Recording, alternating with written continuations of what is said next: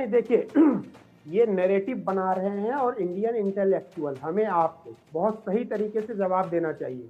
मैं बोलता हूं भारत केवल एक चिट्ठी लिख दे बांग्लादेश को कि आप बांग्लादेश के प्राइम मिनिस्टर शेख हसीना की मांग कर रहे हैं, उसके पहले जो करोड़ों बांग्लादेशी अवाम और रोहिंग्या भारत में पड़े हैं हम उनको भेज रहे हैं, आप उनको एक्सेप्ट करिए।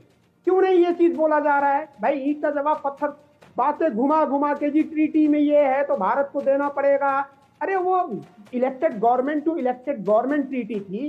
तालिबान को आज तक किसी देश ने मान्यता नहीं दी है अफगानिस्तान में, उसको सरकार नहीं माना जाता है। तो कोई ट्रीटी अफगानिस्तान की दुनिया के किसी देश के ऊपर लागू नहीं होती है।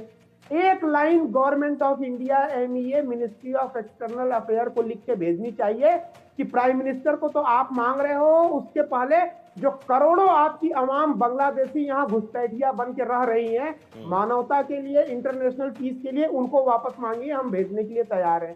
सारे रोहिंग्या और बांग्लादेशियों का पहले एक्स्ट्राडिशन होना चाहिए। मुद्दा ये होना चाहिए, ना कि मुद्दा ये होना चाहिए कि शेख हसीना जी भारत वापस कर देगा अब कि नहीं करेगा, इसमें क्या पॉसिबिलिटी है। अरे क्या गलत आंसर तो हम लोगों को सही तरीके से पूछिए ना। बांग्लादेश को, भारत सरकार को एक नोट भेज के पूछना चाहिए कि तुम्हारे यहाँ की करोड़ों अवाम जो यहाँ पे घुसपैठी है। हालांकि मुझे लगता है कि मिश्रा जी वो उनको एक्सेप्ट करें न करें, लेकिन हमने उन्हें निकाल बाहर करने की तैयारी शुरू कर दी है। डिप्लोमेटिक चैनल, इंटरनेशनल डिप्लोमेसी में इस तरह के सवाल बिल्कुल पूछ करके फंसा, प्रेशर तो बनाया जाता है ना। हाँ। तो क्यों नहीं गवर्नमेंट ऑफ इंडिया बना रही है? एक सवाल पूछ लीजिए उनसे कि जो करोड़ों अवाम तुम्हारी यहाँ नहीं, लेकिन मुझे लगता है कि मिश्रा जी अगर हम उनके इस नोट फोट का, लेटर बेटर का जवाब देने लगे तो फिर ज्यादा हम गंभीरता से लेने लगे हैं। हम गंभीरता से लेते ही नहीं है। हमने तो आपके चैनल पे बोला था elected government to elected government treaty. हाँ एग्जैक्टली, हम उनका रिप्लाई कर दिए। हमने अगर रिप्लाई कर दिया तो उसका मतलब हम गंभीरता से ले रहे हैं।